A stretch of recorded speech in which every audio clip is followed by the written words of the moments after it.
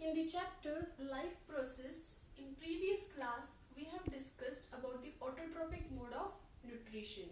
That is how the plants synthesize their own food. That is the food making process called as photosynthesis, and how all the components are essential for preparing its own food. That is the nitrogenous gas, carbon dioxide, water, sunlight. So how all those components are essential for the plants to prepare their own food, and through which they give rise to some other molecules like proteins, fats, lipids, amino acids, etc. Isn't it? So today in this class we are going to discuss about the heterotrophic mode of nutrition. So students, in this mode of nutrition, the organisms are dependent on the different plants or different animals who eat the plants. So here in this mode of nutrition, the plants or the organisms or the other animals, they have the different strategies based on the different ways of adapting the food. So it is based on the availability of the food, the way in which the food is available for the plants, for the organisms, for the animals. In that way they adapt the food, and the heterotrophic mode of nutrition helps the other organisms who are dependent on the plants and other animals. So basically it is dependent on, or it is based on the availability of food for the organisms. For example, even if you take some other plants, some certain plants are also dependent on the host plants or the host body. So even they are called as what? Heterotrophs. For example, if we say here the food for the organism is stable, or it is still, or we can say it is immobile, which is not movable, and here the animal is cow. So the food which is stable food is a grass, and we have animal cow. So here the grass is a mobile food, and the cow has to move to the grass. It has to go near the grass and eat the food. So it contains a different system.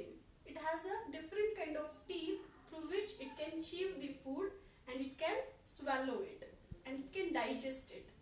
So it is the body modification of the cow which is depending on the mode of nutrition by which it is adapted.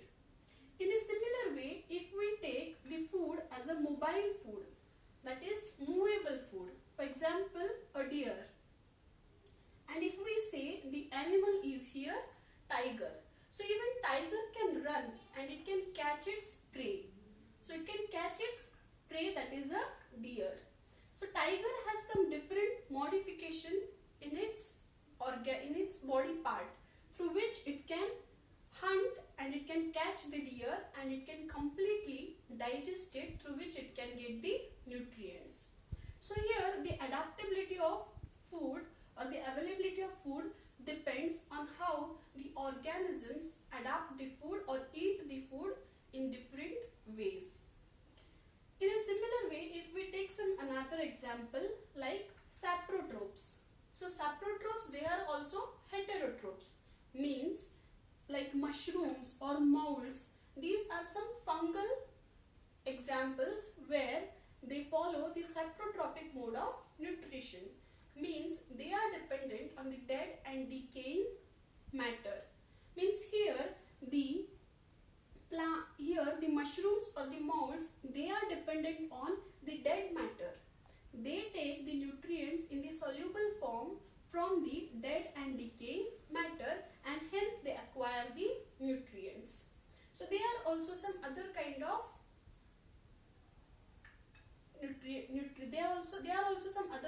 they follow some other kind of nutrition.